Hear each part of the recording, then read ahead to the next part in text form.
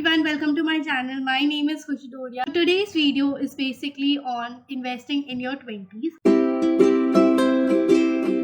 This video is for those people who are in their 20s right now and जो अभी investment journey या फिर savings वगैरह थोड़ा सा स्टार्ट करने वाले हैं या शायद आपने कर दिया होगा. सो बेसिकली बहुत सारे इन्वेस्टमेंट ऑप्शंस है हमारे पास टू इन्वेस्ट एंड बहुत सारे लोग हमें में इन्वेस्टमेंट करने का बोलते हैं. So what is right for you. Also मैं ये शेयर करना चाहूँगी कि मैं भी 20s में ही हूँ अभी एंड बहुत सारे इन्वेस्टमेंट ऑप्शंस मैंने भी देखे. उसमें से कहीं पे मुझे ऐसा फील हुआ कि ये मेरे लिए अप्रोप्रिएट नहीं है और कहीं पे मुझे ऐसा लगा कि नहीं, ये इन्वेस्टमेंट ऑप्शन मैं देख सकती हूँ, इसमें मैं अपना पैसा जो है वो इन्वेस्ट कर सकती हूँ. सो स्टार्ट करने से पहले हम ये जानते हैं कि हमें लोग ये क्यों बोलते हैं कि आप 20s में स्टार्ट करो. So there are 3 benefit as per me कि अगर आप 20s में स्टार्ट करते हो तो ये आपको फ़ायदे हो सकते हैं. जैसे कि अगर हम 20s की बात करते हैं तो हमारे पास बहुत ज़्यादा टाइम होता है टू रिटायर. कोई भी अगर 40 इयर्स के एज में भी रिटायरमेंट का सोच रहा है, still you have about around 20 years आप काम करोगे. तो फिर भी 20 years is a big time horizon. अगर हम बात करते हैं इन्वेस्टमेंट एंड सेविंग की तो 20 years is like a good amount of time. Basically अगर हम 20s में स्टार्ट करते हैं तो हमारे पास टाइम जो है वो ज़्यादा होता है एंड अगर हम कंपाउंडिंग वगैरह भी देखें तो अगर आप कैलकुलेट करोगे तो आपको पता चलेगा कि अगर 5 साल बाद या फिर 10 साल बाद जो आप सोचते हो कि 30s में करेंगे, 40s में करेंगे, तो वो टाइम जो है वो आप देख पाओगे कि कितना डिफरेंट हो जाता है जो अमाउंट होता है हमारा वो. तो आप ये कैलकुलेट कर सकते हो, आपको खुद पता चलेगा कि 20s में स्टार्ट करना एंड 30s में स्टार्ट करने में क्या डिफरेंस है बेसिकली. सो ये एक बेनिफिट था and it is also very important to know your investment goal. अगर आपको अपना इन्वेस्टमेंट गोल पहले ही पता चल जाए तो आप उसके लिए ज़्यादा बेटर वे में सेव कर पाओगे, इन्वेस्ट कर पाओगे. सो अगर आपका गोल है to buy a house basically, तो उसके लिए अगर आप 20s से स्टार्ट करते हो तो आपके पास जो अगेन टाइम होता है एंड कंपाउंडिंग वो ज़्यादा हो जाएगा. तो ये बेनिफिट है second. So the third one is active income and passive income. तो आपका जो इन्वेस्टमेंट है वो ऑल्सो डिपेंड होता है कि एक्टिव या पैसिव इनकम आपके पास है.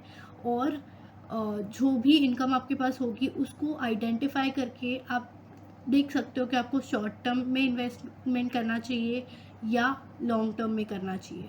Starting with the next part where to invest. जैसे मैंने बोला कि बहुत सारे इन्वेस्टमेंट ऑप्शंस हैं, तो उसके हिसाब से हमारे लिए कौन सा अप्रोप्रिएट है जो 20s में है.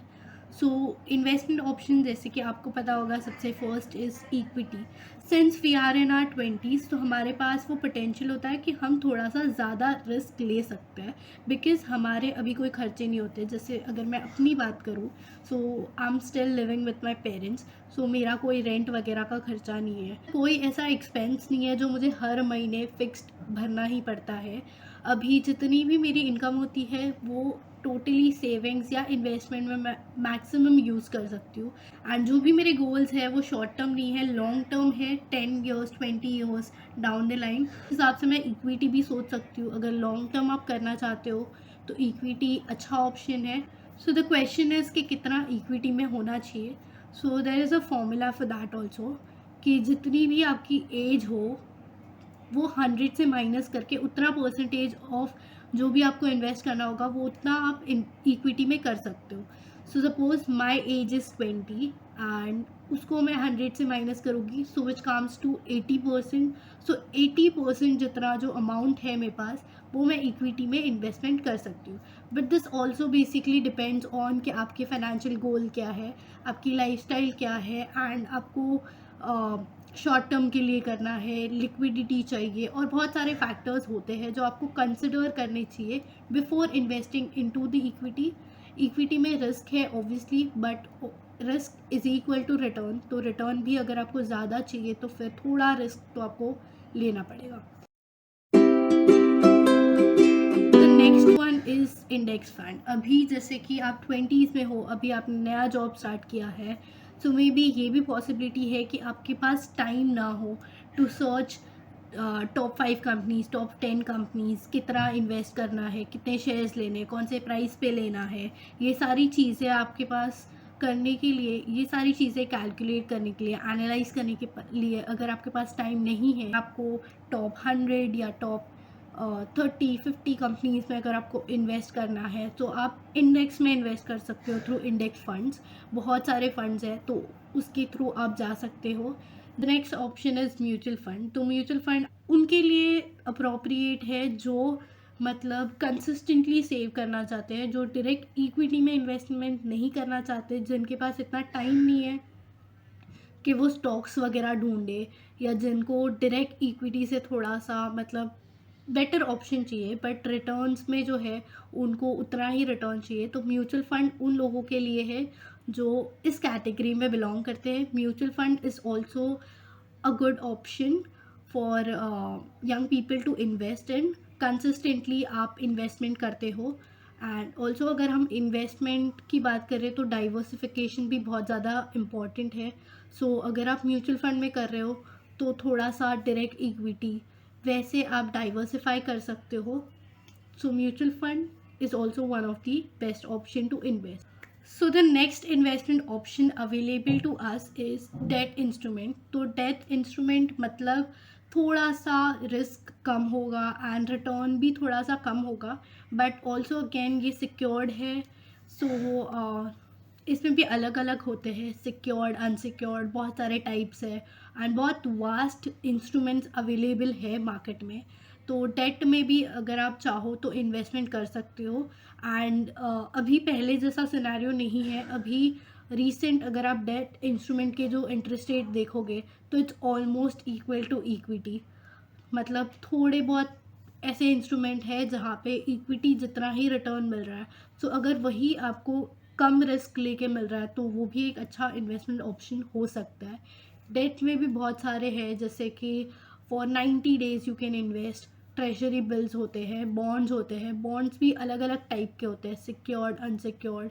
देन प्राइवेट कंपनीज के बॉन्ड्स होते हैं। देन गवर्नमेंट अपने बॉन्ड्स निकालती है। डेट में इट्स लाइक कि आपको कम रिस्क है और कम रिटर्न है एंड इसमें आपको टैक्स बेनिफिट जो है वो भी मतलब मिलेगा। तो वो हर एक के लिए, हर एक इंस्ट्रूमेंट के लिए अलग अलग क्राइटेरिया है। तो उस पर आप रिसर्च करके डेट में भी आप सोच सकते हो। अभी हमने जिस डेट की बात की तो हम पीपीएफ को भी एक ऑप्शन मान के चलते हैं। PPF is nothing but public provident fund. So इसका जो टेन्योर है वो शायद लोगों को ज़्यादा लगे कि 15 ईयर्स मतलब बहुत ज़्यादा टाइम है, बट 15 ईयर्स यूजुअली इतना ज़्यादा मतलब नहीं लगेगा, क्योंकि टाइम फटाफट चले जाएगा, आपको पता भी नहीं चलेगा कि कब 15 ईयर्स हो जाएंगे। 20s में स्टार्ट करते हो यही पीपीएफ वगैरह, तो आप जब तक लाइक 35 के होंगे, अगर आप 20 के हो, अगर आपने स्टार्ट किया, आप 35-34 के एज में आपका 15 ईयर्स कंप्लीट भी हो जाएगा। 35 इज़ नॉट इतना भी बड़ा एज नंबर नहीं है, वो इतना फटाफट चला जाएगा। एंड पीपीएफ में आप 500 से भी स्टार्ट कर सकते हो, 500 to 1 lakh rupees. But again 500 में आप खुद ही सोचो कि अगर आप 500 ही इन्वेस्ट कर रहे हो तो उस पर अगर आपको 7% भी मिलेगा तो कितना कम होगा। सो उस हिसाब से अगर आप पीपीएफ में भी इन्वेस्ट कर रहे हो तो एक अच्छा खासा अमाउंट आप इन्वेस्टमेंट कर सकते हो पीपीएफ में। And the last investment option but not the least one is gold. तो गोल्ड तो मतलब इंडियन पेरेंट्स को बहुत ज़्यादा पसंद है, उनके लिए मतलब इन्वेस्टमेंट ऑप्शन अगर उनके लिए आफ्टर एफडी जो आता है वो गोल्ड होता है। Gold is a good investment option, safe है, सिक्योर्ड है। एंड अगर आप गोल्ड को इक्विटी मार्केट के अगेंस्ट यूज़ कर as a hedging asset use करते हो अगेंस्ट द इन्फ्लेशन, तो गोल्ड बहुत ही अच्छा इन्वेस्टमेंट ऑप्शन है। तो आप गोल्ड में भी इन्वेस्टमेंट का सोच सकते हो। But when I say about gold तो फिज़िकल गोल्ड नहीं, क्योंकि उसमें मेकिंग चार्जेस वगैरह वो सारे कॉस्ट जो है वो बढ़ जाते हैं। Gold as per me is like, gold अगर आपको इन्वेस्टमेंट करना है तो मेरा सजेशन ये होगा कि आप गोल्ड बॉन्ड्स में इन्वेस्ट करो, या फिर डिजिटल गोल्ड जो है उसमें आप इन्वेस्टमेंट कर सकते हो। सो गोल्ड बॉन्ड्स मतलब आरबीआई के बॉन्ड्स आते हैं हर ईयर में, आरबीआई की सीरीज़ है जहाँ पे वो गोल्ड बॉन्ड लॉन्च करते हैं, एंड ये एक सिक्योर्ड इन्वेस्टमेंट ऑप्शन माना जाता है एज़ पर गोल्ड। अगर आपको गोल्ड में इंटरेस्ट है तो सो आप इसके अंदर इन्वेस्टमेंट कर सकते हो। Moving on to the next part of our video, इसके अंदर हम बात करेंगे कि क्या क्या चीज़ें हैं जो हमें कंसिडर करनी चाहिए जब भी हम इन्वेस्टमेंट कर रहे हैं। सो सबसे फर्स्ट इज़ डाइवर्सिफिकेशन। ये आप सभी को पता होगा कि कभी भी आपके पास जितने भी पैसे हैं वो एक ही एसेट क्लास के अंदर इन्वेस्ट नहीं करने चाहिए। सो जितना ज़्यादा आपका पोर्टफोलियो डाइवर्सिफाई होगा उतने ही आपके जो रिस्क हैं वो भी डाइवर्सिफाई होंगे। कोई इन्वेस्टमेंट आप सेव करो, कोई इन्वेस्टमेंट आप ऐसा करो जहाँ पे रिस्क हो बट रिटर्न ज़्यादा मिल रहे हो, जो इन्फ्लेशन को बीट कर पाए। कहीं पे आप ऐसा इन्वेस्टमेंट ढूंढो कि जो सेफ़ एंड सिक्योर्ड हो, जहाँ पे लिक्विडिटी ज़्यादा हो। सो आपको पूरा डाइवर्सिफाई करना है अपना पोर्टफोलियो जो है। सो सेकेंड इम्पॉर्टेंट थिंग जिसके बिना ये वीडियो जो है वो इनकम्प्लीट रहेगा, this is not a investment option but it is very important, buying and life insurance. Because आप अपने ट्वेंटीज़ में हो तो अभी जो अगर आप इंश्योरेंस बाय करोगे तो उसका जो प्रीमियम है वो कम आएगा, not as a investment but आप अपने लिए और अपने पेरेंट्स के लिए अपनी लाइफ सिक्योर करते हो, तो ये अच्छी बात है। फर्स्ट सबसे पहले सिक्योरिटी इज़ वेरी इंपॉर्टेंट।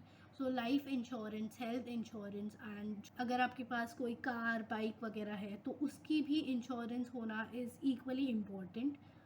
सो ये इतना ही इम्पॉर्टेंट है जितना इम्पॉर्टेंट इन्वेस्टमेंट है। Third most important thing is investing in yourself. अभी investing in yourself is very important because आप अपने ट्वेंटीज़ में हो तो बहुत सारी चीज़ें हैं जो आपको नहीं पता, एंड बहुत सारी चीज़ें जो आपको सीखनी पड़ेगी। कुछ नई चीज़ें जो, कुछ नए हैबिट्स जो आपको चेंज करने पड़ेंगे to be a better version of yourself. So investing in yourself is just basically कोई भी चीज़ें जिससे आपको हैप्पीनेस मिलती है वो आप चीज़ें करिए।